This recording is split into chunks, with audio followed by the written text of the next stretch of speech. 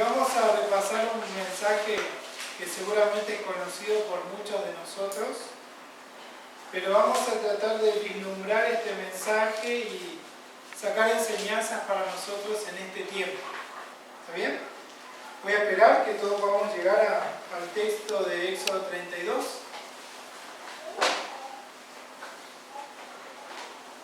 Ustedes van a encontrar en la Biblia que ahí como título dice el becerro de oro, ¿no? Que es una historia muy bien conocida por nosotros, ¿no? Inclusive en esta serie que estuvo saliendo hace poco, ¿no? por la tele, ¿no? Entonces, hermanos, vamos a tratar de ver qué situación estaba viviendo el pueblo de Israel.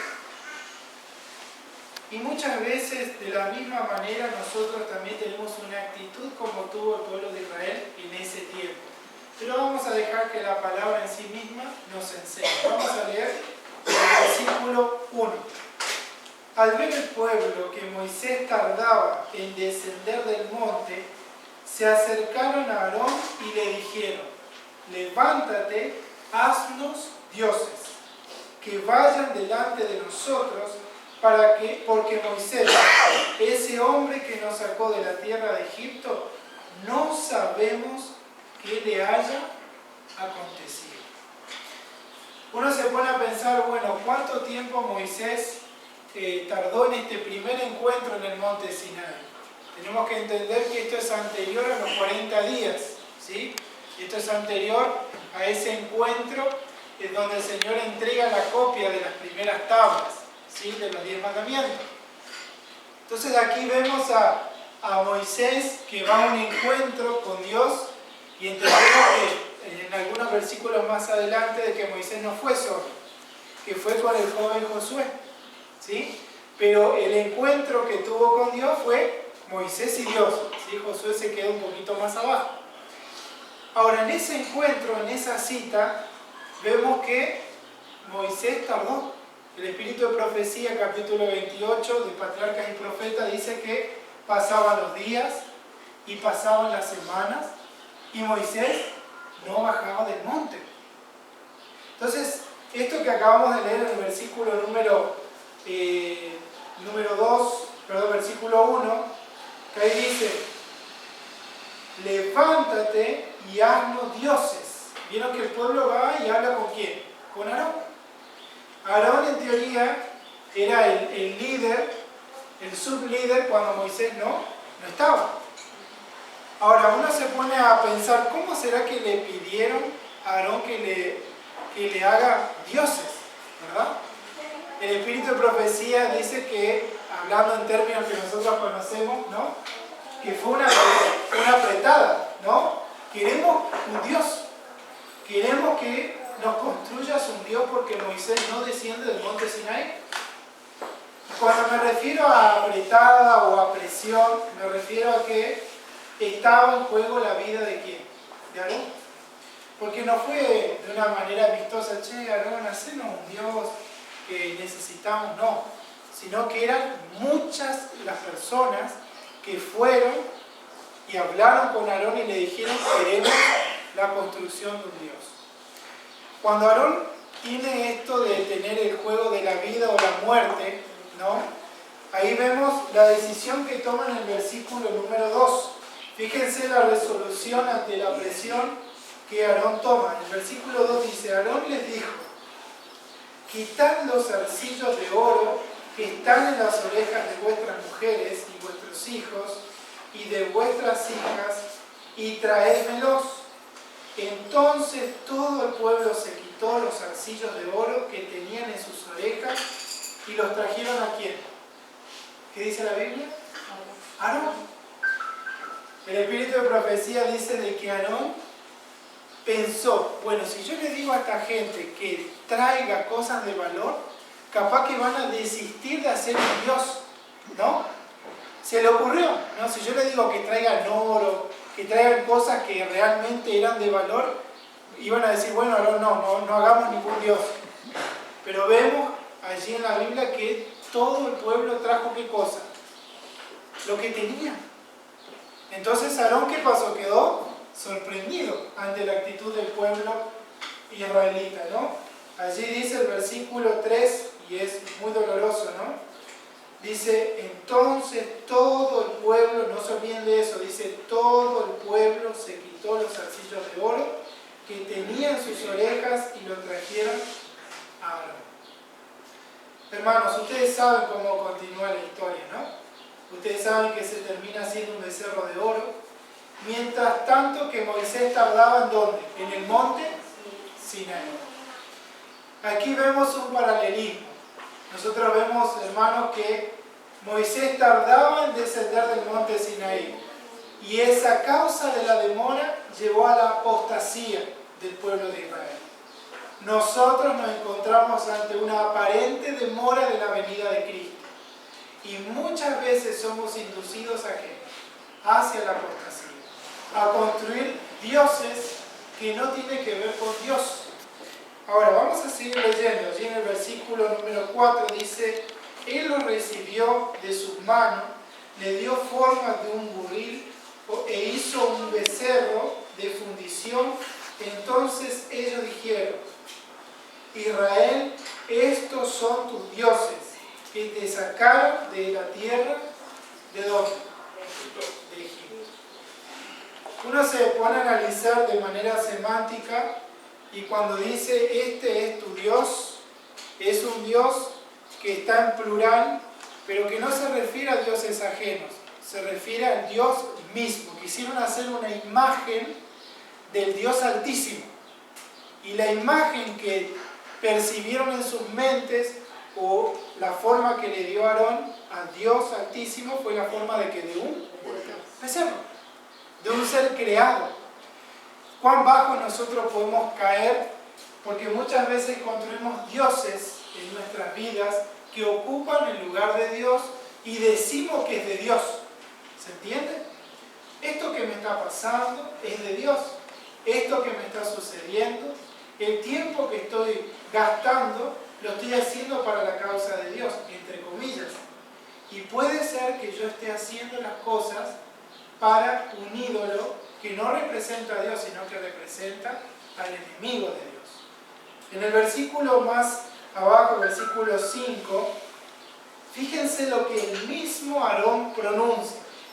Cuando Aarón vio esto, edificó un altar delante del becerro y proclamó, mañana será un día de fiesta dedicado ¿a quién? A Jehová. ¿Qué tipo de altares tenemos en nuestras familias?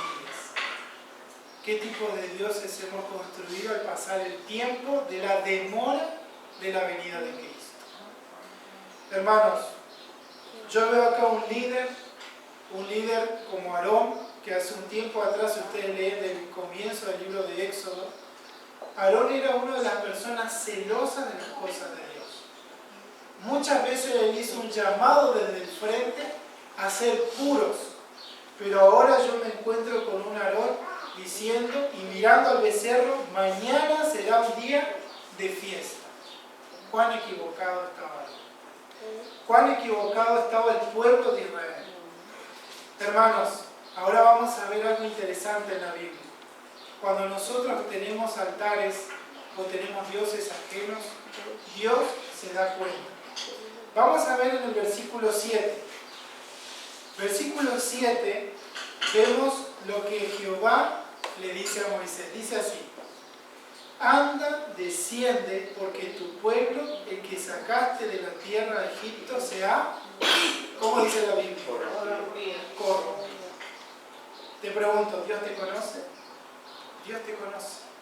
Dios sabe cuando estás en sus caminos y cuando no lo estás.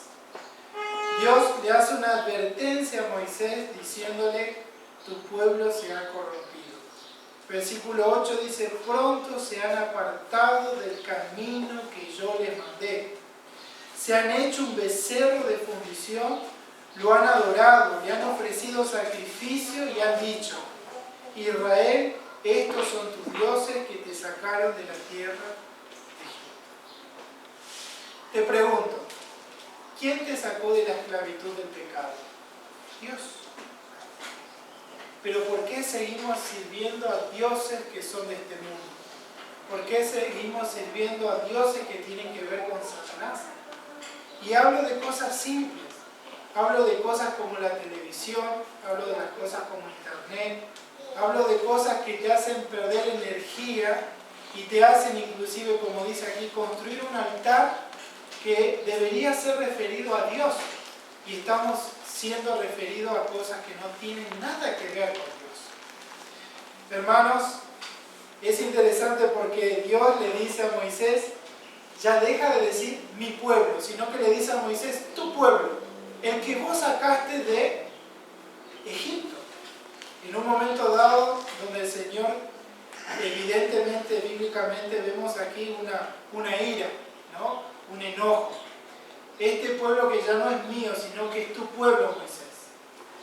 Pero ante este enunciado de Dios, fíjense la actitud que toma Moisés. Fíjense en el versículo 11. Entonces Moisés oró en presencia de Jehová, su Dios, y dijo, ¿por qué Jehová se encenderá tu furor contra qué? Contra tu pueblo, el que tú sacaste de la tierra de Egipto con gran poder y con mano fuerte. ¿Qué han de decir los egipcios? Para mal los sacó, para matarlos en los montes y para exterminarlos sobre la faz de la tierra. Vuélvete del ardor de tu ira y arrepiéntete de este mal contra tu pueblo. ¡Qué valentía la de Moisés! Fíjense cómo habló con Dios. Le estaba diciendo a Dios, arrepiéntete. Arrepiéntete de la decisión que has tomado. Porque este no es mi pueblo, Dios, sino que es tu pueblo. Ahí hay un juego de oraciones, ¿no? En un momento Dios se separa del pueblo y Moisés le lleva y le dice, no, este es tu pueblo, Señor, ¿no? No te olvides lo que costó sacar al pueblo de Egipto. No te olvides del propósito que tú tienes para cada uno de ellos. Hermano, no nos vamos a detener en todo el capítulo 32, pero vamos directamente al versículo 14. El versículo 14 dice así, entonces Jehová se arrepintió del mal que dijo que habría de hacer a su pueblo.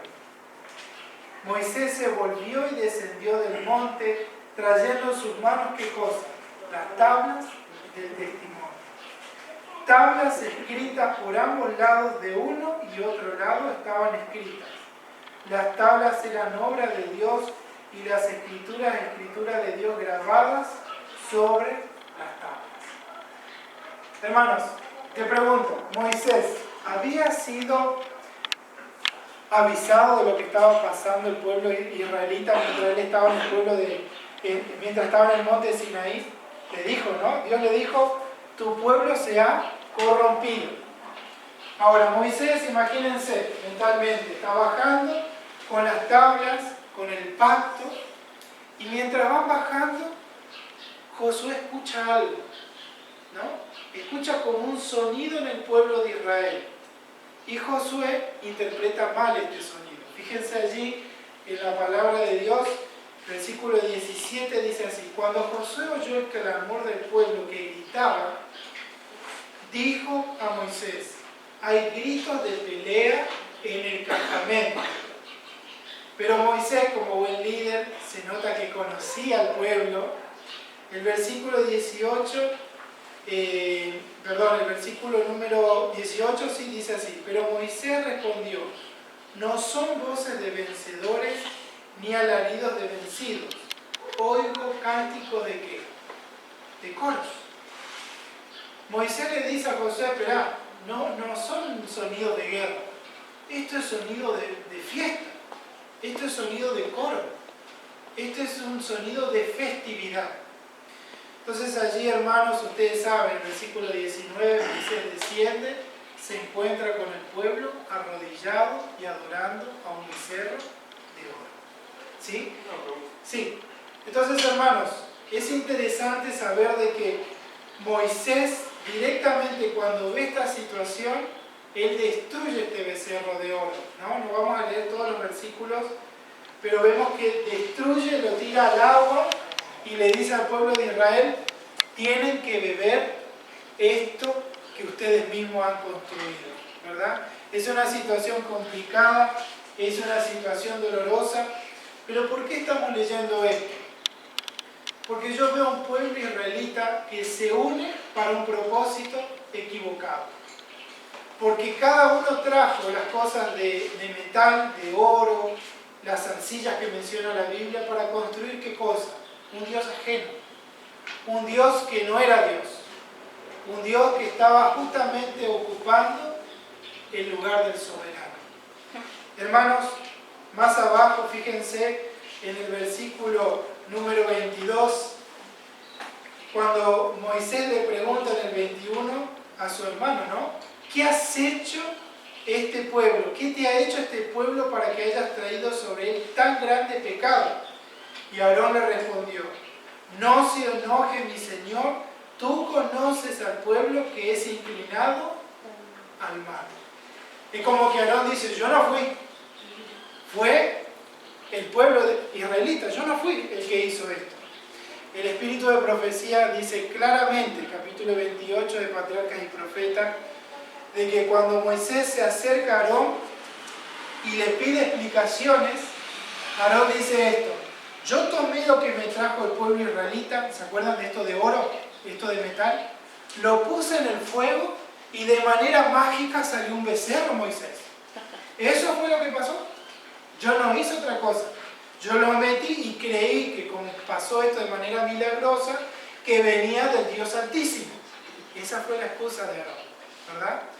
Acuérdense de que fue un momento difícil también para Aarón, porque cuando el pueblo fue a pedirle que le construyera un Dios, no fue una solicitud amable, sino fue un momento difícil. El espíritu de profecía dice de que Aarón tuvo peligro de muerte, ¿verdad? Pero esto no es una excusa, hermanos. Las circunstancias de la vida no nos tienen que llevar a construir altares o tomar malas decisiones, sino que por la palabra de Dios y el Espíritu Santo que se nos ha prometido, tenemos que tener el dominio propio, controlar la situación a partir de la facultad que nos ofrece el mismo Cristo Jesús. Entonces, hermanos, ante esta situación que me parece de más interesante, vemos como muchas veces ponemos excusas de los altares y de los dioses que hemos construido. ¿Por qué haces esto? Ah, no, yo no sé, mi familia hace, yo no. Y como yo estoy con mi familia, yo tengo que hacerlo, ¿no? Buscamos excusas, ¿sí? No porque mi amigo, ah, no porque me dijo un hermano de iglesia, ah, no porque el otro hace esto y lo otro, no. Hermanos, acuérdense de que Dios nos conoce. Cuando Dios miró al pueblo israelita y habla con Moisés, le dice, el pueblo se ha corrompido. No nos olvidemos de esto. No nos olvidemos de que el Señor nos conoce de manera cabal. Ahora, en un momento dado, Dios le da una orden muy dura a Moisés, porque el pueblo se había corrompido. Le da la orden a Moisés y le dice, todos aquellos que fueron fieles y no se inclinaron al becerro, que se pongan en mi mano derecha. Y hubo un linaje que se mantuvo fiel a Dios. ¿Saben qué tribu fue? Los levitas. Justamente después, los levitas fueron los encargados de manejar todas las cosas que tenían que ver con ¿qué? Con el santuario, ¿verdad? Cuando Moisés dice, bueno, los que fueron fieles a Dios, quiero que se vengan y se pongan a mi mano derecha. Y se fueron moviendo a la gente para la mano derecha. Pero también Dios le dio la oportunidad a Moisés de hacer un llamado de arrepentimiento. Aquellos que adoraron pero se arrepienten, les pido que vengan a mi mano derecha. Y fueron aquellos y se pusieron a su mano derecha aquellos que fueron fieles.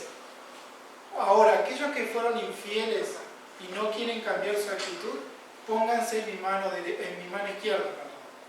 ¿Cuántos fueron los que estuvieron en la mano izquierda? 3.000 personas. 3.000 personas, ¿sí?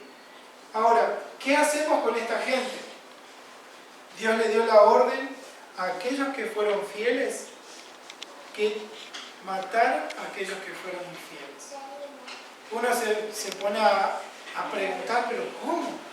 Dios es amor, Dios es vida. ¿Cómo va a dar esta orden?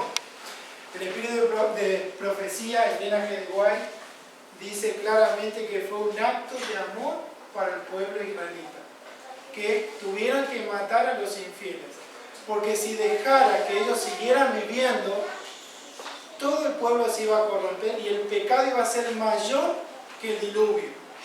¿Se imaginan esto, hermanos? Dios nos conoce, Dios sabe lo que es mejor para cada uno de nosotros. Entonces, no importó si era amigo, no importó si fuera familiar, no importa si fuera pariente, todos los que fueron fieles tuvieron que matar a los que fueron infieles. Hermano, y es interesante en el versículo 33, si ustedes pueden leer en sus Biblias, fíjense lo que Jesús pronuncia en su palabra. ¿Quién se anima a leer el versículo 33? A ver. 32, 33. ¿Qué dice la palabra de Dios? A ver. Que perdones ahora los pecados, y si no, dame ahora de tu libro que has escrito. Y Jehová respondió a Moisés: al que pecare contra mí, a este la haré yo del libro. Versículo 33, vemos aquí de que el pueblo de israelita había cometido un gran pecado. Y el versículo 33 dice: Jehová respondió a Moisés: el que peque contra mí, lo borraré del libro, de mi libro. Versículo 34, ve pues ahora, lleva a este pueblo de donde te he dicho, mi ángel irá delante de ti, pero en el día del castigo lo castigaré por su pecado. Hermanos, la relación entre Dios y el pueblo israelita había cambiado luego de este momento de idolatría. Había un momento especial, había una carpa especial que representaba la casa de Dios. Pero a causa de este gran pecado, Dios decidió sacar esa carpa y llevarlo lejos del campamento. Enseguida lo vamos a leer.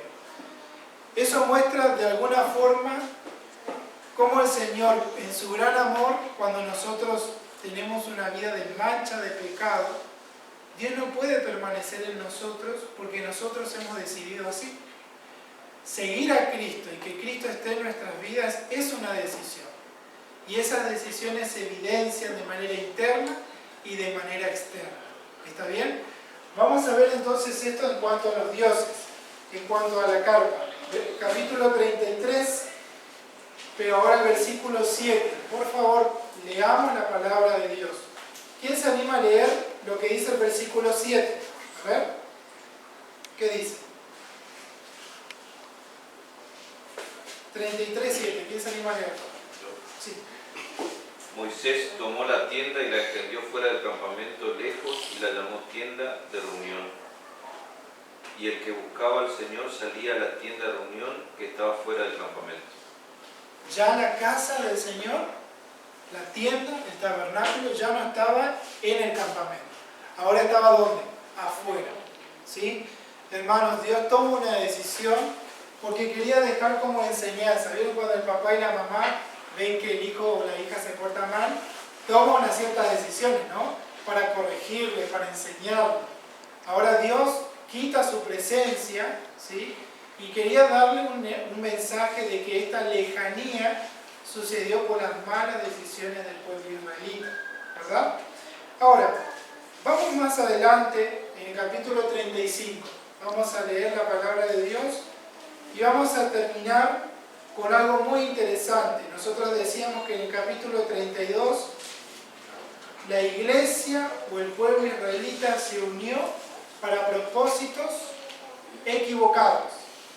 Gracias a Dios que en el capítulo 35 encontramos a una iglesia unida, pero para con los propósitos de Dios.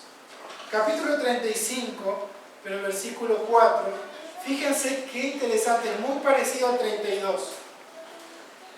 Versículo 4 dice así: así habló Moisés en toda la congregación de los hijos de Israel.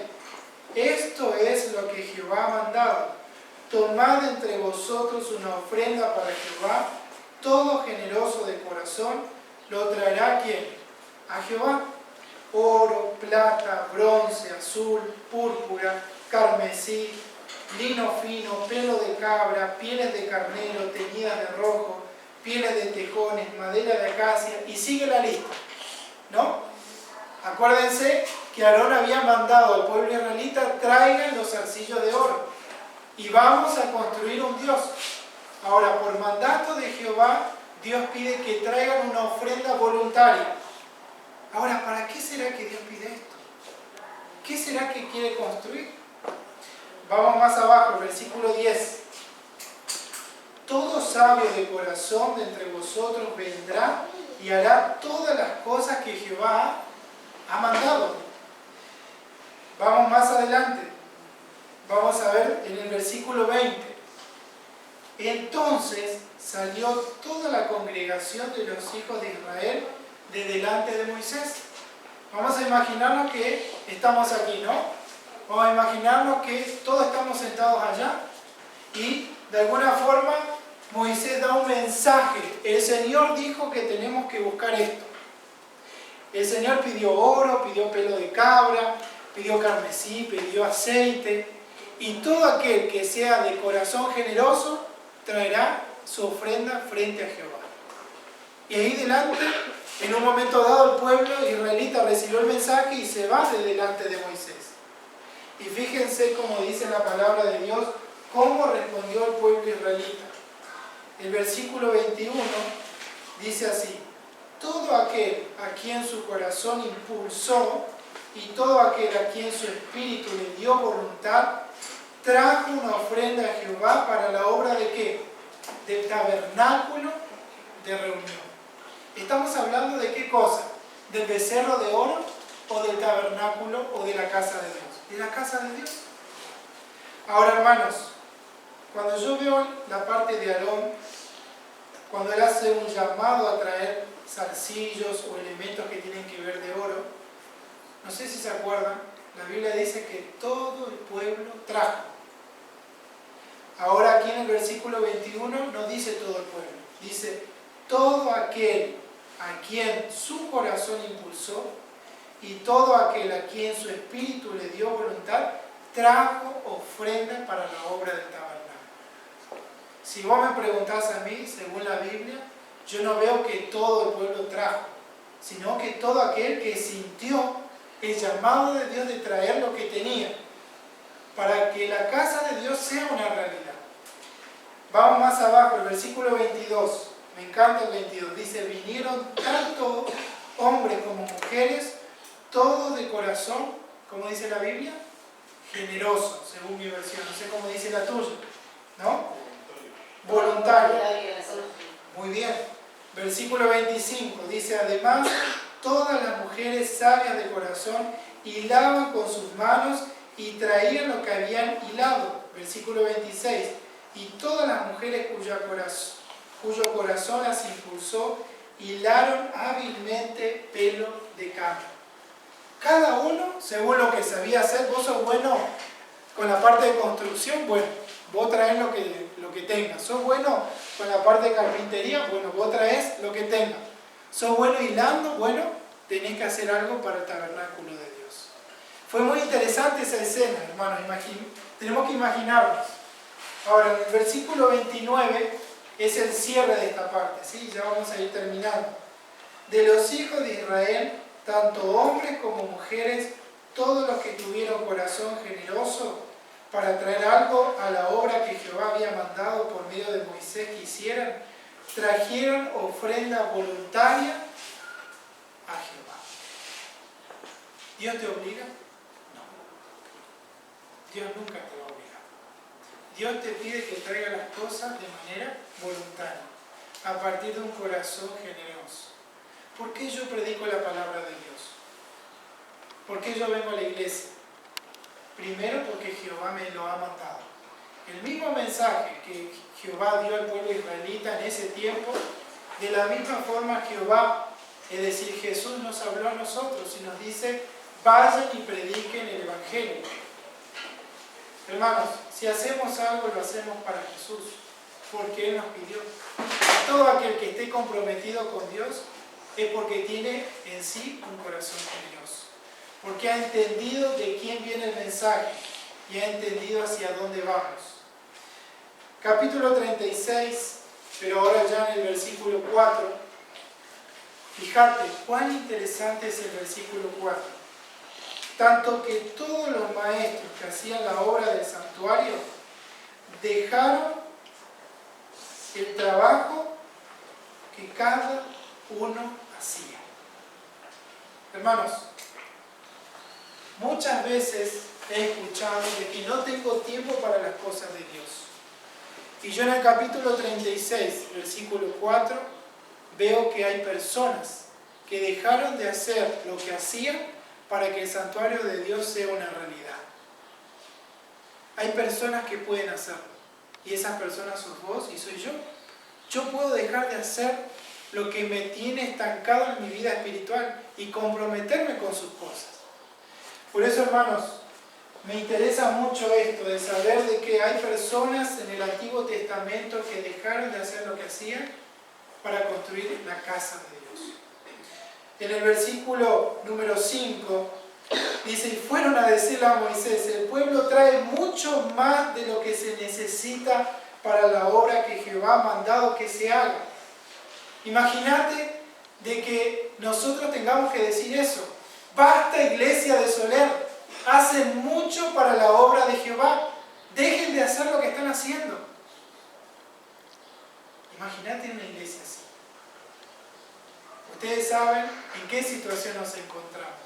No hace falta mencionarlo. Cada uno sabe, y yo me voy desde lo personal. ¿Está bien? Y ustedes saben que como está tu vida personal, afecta a todo como cuerpo de iglesia. ¿Está bien? Entonces, hermanos, para terminar, fíjense la actitud que tuvo que tener Moisés en el versículo 6, que es el último versículo que leemos en Éxodo. Entonces Moisés mandó a pregonar por el campamento: ningún hombre ni ninguna mujer haga más labores para la ofrenda del santuario. Yo me imagino a Moisés corriendo por ese campamento gigante, porque eran millones de personas, y ahí Moisés corriendo y gritando: dejen de traer cosas, porque ya es suficiente, basta.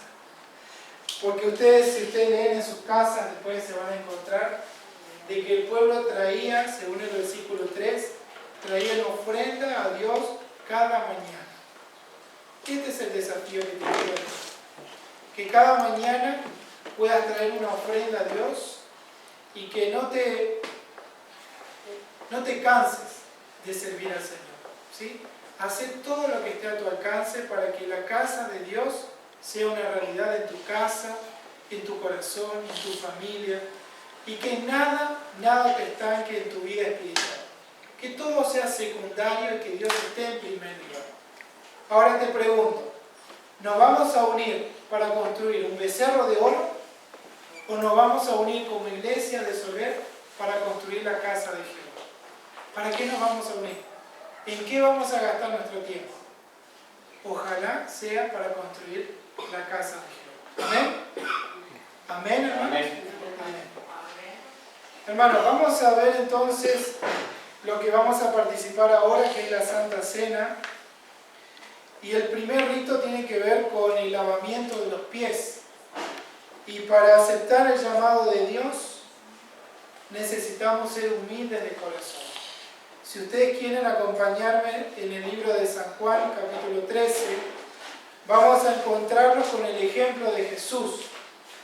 ¿Por qué la iglesia adventista se lava los pies?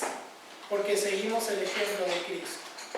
En el versículo 3 del capítulo 13 de San Juan dice: sabiendo que Jesús le quedaba, que el Padre le había dado todas las cosas en las manos y que había salido de Dios y a Dios iba, se levantó de la cena, se quitó su manto y tomando una toalla, se la ciñó. Versículo 5. Luego puso agua en una vasija y comenzó a lavar los pies de los discípulos y a secarlos con las toallas con la cual estaba ceñido. Ahora el versículo 15 dice: porque ejemplo he dejado para que como yo he hecho, vosotros también hagáis. Hermanos, ¿qué significa que yo lave los pies de un hermano de iglesia? Implica humildad de corazón. Cuando yo estoy limpiando los pies a un hermano de iglesia, me estoy poniendo a la misma altura frente a Dios.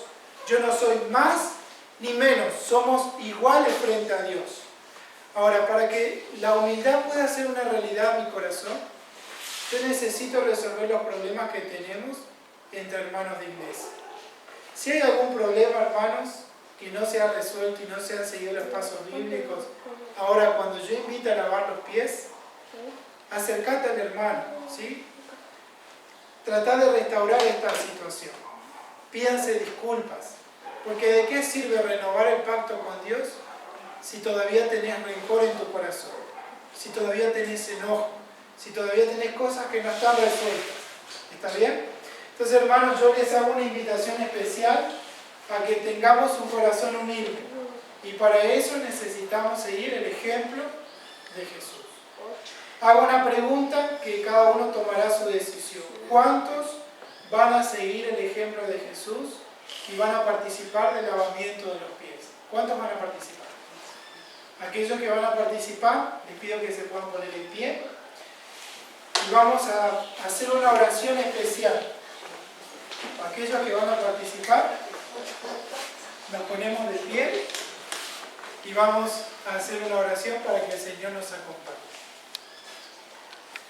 Querido Padre que estás en los cielos, oramos, Señor, porque vamos a participar de un momento muy especial, que es el lavamiento de los pies.